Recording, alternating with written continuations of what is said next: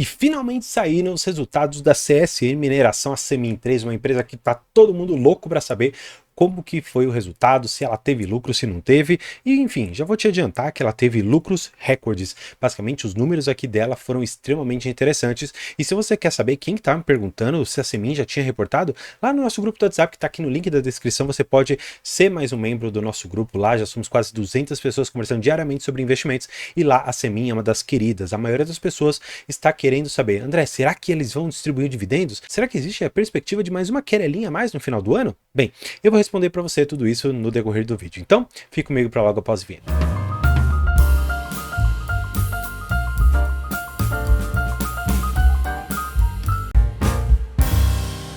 Bem, antes da gente entrar realmente nos resultados aqui da Semin, eu estava me recordando de uma história que o Henrique Breda uma vez comentou num podcast. Ele foi perguntado por alguns estudantes realmente qual que seria uma empresa boa na Bolsa de Valores. Uma empresa que tivesse margens muito altas, tivesse um negócio perene e realmente estivesse bem posicionada em termos de caixa. E em diversas oportunidades foi perguntado que ativo seria esse. E aí falaram numa oportunidade de uma empresa, falaram outra, e o Breda, de forma bastante clara, disse: poxa, mas ninguém está olhando para Vale? E agora eu te faço uma outra provocação. Será que ninguém está olhando hoje para a Semin, uma empresa com margens extremamente altas, uma empresa realmente com números incríveis? E eu vou te passar exatamente algumas noções bem importantes dessa empresa. Tá? E trazendo vocês aqui para a tela, eu vou mostrar o demonstrativo de resultados. Aqui eu vou basicamente mostrar como que a gente consegue aferir a margem líquida dessa empresa, a margem bruta, para que a gente então extraia exatamente aqueles ensinamentos que o Breda trouxe para a gente. Ele disse para aqueles estudantes que olhassem para a Vale, vendo que ela tinha margem líquida, margem EBITDA, ali na casa dos seus 2 dígitos e com bastante folga em relação à commodity. E se você for pegar exatamente esses números, eu vou pegar aqui com vocês o lucro líquido do período, então eu vou pegar esse 1 bilhão e quase 200 milhões de reais e vou dividir pela receita líquida de vendas, para que a gente enxergue então qual que é a margem líquida dessa empresa. Estamos falando aqui aproximadamente de 24,8% de margem, ou seja, significa que de cada 100 reais que a empresa ela lucra, basicamente 24,80 seriam lucro para ela. São margens muito interessantes. Agora vamos olhar um pouco da margem EBITDA, que seria aqui antes realmente dos impostos, um pouco antes aqui da contribuição sobre o lucro líquido. Mas a gente pode pegar antes aqui do resultado financeiro também, que é algo também importante, que aí a gente pode pegar por aqui, tá bom? A margem bruta, infelizmente, eles não colocam pra gente o percentual, tá bom? Mas a gente pode fazer o cálculo a partir de cada um desses indicadores. Então, vamos pegar aqui o lucro bruto, tá bom? Que basicamente seria todo o lucro antes das depreciações, das amortizações, dos impostos e também dos juros a serem pagos, tá bom? Então nós vamos pegar esse valor e nós vamos dividir mais uma vez pela receita líquida dessa empresa. Então você vai poder perceber aqui que estamos falando de uma empresa com uma margem EBITDA na casa de 47,85%, tá bom? Algo realmente extremamente interessante para essa empresa. Mas eu já vou te adiantar. Ainda que ela tenha todos esses números bastante importantes, ela não anunciou dividendos, infelizmente. Mas André, como que você sabe disso? Eu vou mostrar aqui no demonstrativo do fluxo de caixa desta empresa. Você vai poder perceber no fluxo de caixa no terceiro trimestre de 2023 que ela teve uma atividade operacional, um fluxo de caixa nas suas atividades operacionais de 2 bilhões 565 milhões de reais. André, o que isso é importante para mim? Isso aqui significa que de tudo que a empresa ela teve de operacional, ela conseguiu esse lucro. Só que ela tem algumas deduções, e aí a gente precisa enxergar o fluxo de caixa de investimentos e de financiamento, como eu sempre falo. Na parte de investimentos, ela fez algumas aquisições aqui de ativos imobilizados. Então, por exemplo, um caminhão, uma pá escavadeira, alguma coisa assim do gênero, ela pode ter colocado aqui dentro desses 400 milhões de reais, tá bom? Aqui que ela trouxe de aquisição de ativos imobilizados. Além disso, você vai poder perceber na parte de financiamento que nós temos duas linhas que eu tenho certeza que todo mundo gosta, são dividendos e juros sobre capital próprio. Se você for perceber, aqui no segundo trimestre, nós tivemos basicamente dividendos de 2 bilhões, 181 milhões e 367 milhões em termos de dividendos e outro de juros sobre capital próprio. No entanto, se você for pegar aqui para o terceiro trimestre de 2023, essas duas linhas estão em branco. Infelizmente, nós ainda não temos uma divulgação, pelo menos dos dividendos para esse trimestre. Só que isso não quer dizer que eles não possam vir no decorrer realmente ainda desse final de ano, porque a empresa ela tem uma política de dividendo bastante clara que ela já anunciou. Ela disse de forma ampla para todo mundo que ela pretende distribuir 80 a 100% do seu lucro líquido. E isso significa que ela remunerará muito bem o seu acionista. Só que já que eu falei para vocês um pouco dos dividendos e um pouco da lucratividade dessa empresa e o quão boa ela é, vamos olhar um pouco dos destaques que eu acho que são importantes para a gente enxergar o quanto que a empresa ela está boa ou não.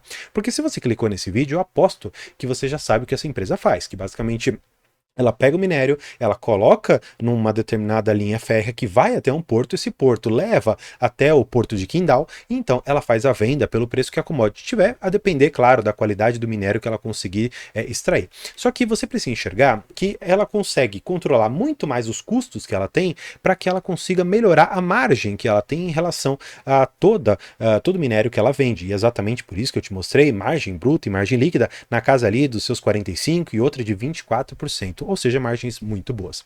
Olhando para cá, você pode ver que ela trouxe um novo recorde histórico de produção e de vendas que reforçam o momento favorável da CSN Mineração.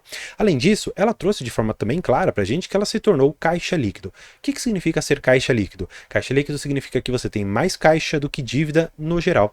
Então, como que você faz esse cálculo aqui? É bem simples. Quando você pega a dívida líquida, o que a dívida líquida ela comporta? A dívida líquida basicamente é a dívida bruta menos o caixa da empresa.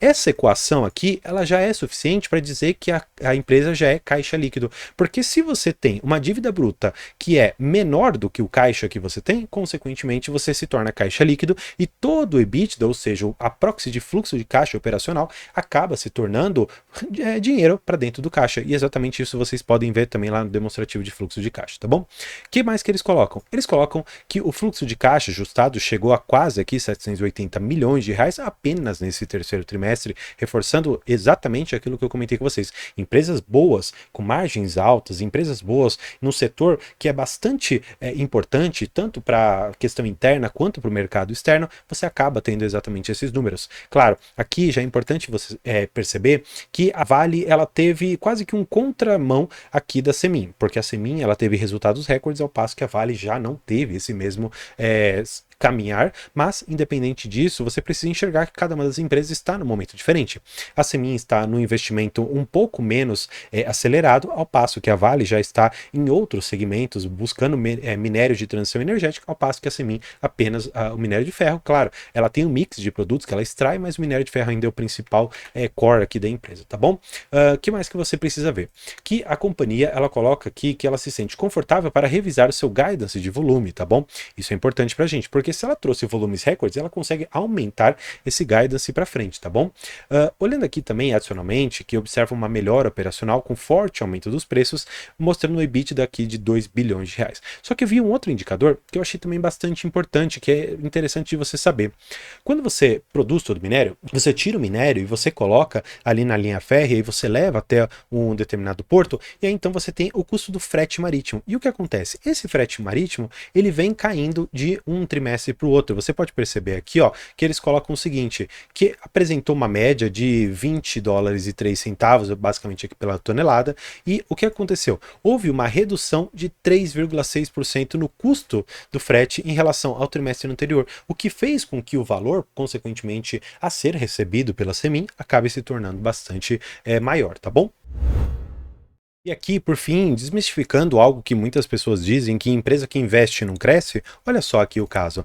Houve um aumento de 17% apenas de trimestre contra trimestre e de 36% ano contra ano em termos de investimento. A empresa investia ali na casa dos seus 300 milhões, 344, e agora está investindo 404 milhões no seu negócio. E exatamente por ter um fluxo de caixa livre, ou seja, ter exatamente esse cronograma aqui de 10 bilhões de caixa, e ela vai conseguir fazer isso aqui, ó, vai pagar tudo até aqui ainda vai ter caixa. Só que no decorrer desse período todo, ela vai colocando um pouquinho de caixa mais aqui, um pouquinho mais aqui, um pouquinho mais aqui. Conclusão, é capaz de a gente chegar aqui em 2027 e ela já conseguir pagar tudo que ela tem pela frente e continuar com caixa livre. Só que você precisa se atentar para algo que é muito importante nessa empresa e que não está nesse documento, mas está em documentos passados. Você precisa saber que essa empresa, ela tem basicamente uma produção de 100 anos, uma produção provada ali de 100 anos, considerando exatamente o que ela consegue extrair de minério hoje. Só que ela tem projetos de aumentar essa produção em basicamente 3 vezes, o que faria com que esse tempo de produção da mina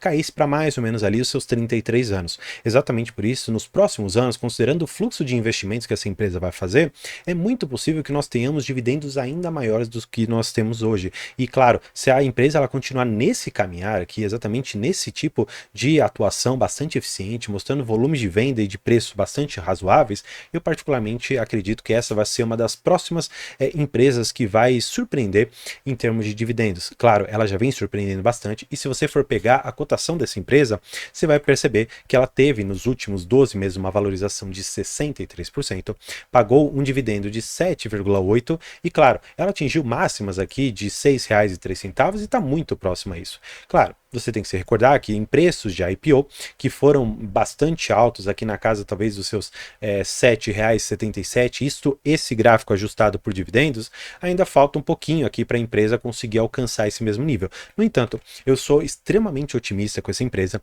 confesso que eu já pensava em entrar quando ela estava na casa dos seus R$ 3,20, R$ 3,40, não entrei por conta de ser um ramo de commodities que eu ainda não dominava muito e infelizmente perdi muitos dividendos, perdi uma valorização, mas faz parte de um processo de escolha, erros e acertos dentro da bolsa de valores. Então, eu espero que você tenha gostado desse vídeo e antes de você sair, 2 convites. Primeiro, eu vou fazer uma doação de todo o valor que eu recebi em dezembro desse ano e por isso que eu faço convite para você se inscrever aqui no canal, entrar no nosso grupo do WhatsApp que está no link aqui embaixo e por fim, existe a possibilidade também de você ser membro aqui do canal e nós conversarmos por 1 hora sobre a sua carteira de investimentos, além de ter um conteúdo exclusivo ali para vocês. E claro, vou deixar vocês com o último vídeo aqui bastante interessante a respeito da minha carteira de investimentos. Se você quiser saber como eu invisto em portos, é bastante importante você checar esse vídeo. Então, por hoje é isso. Muito obrigado e tchau.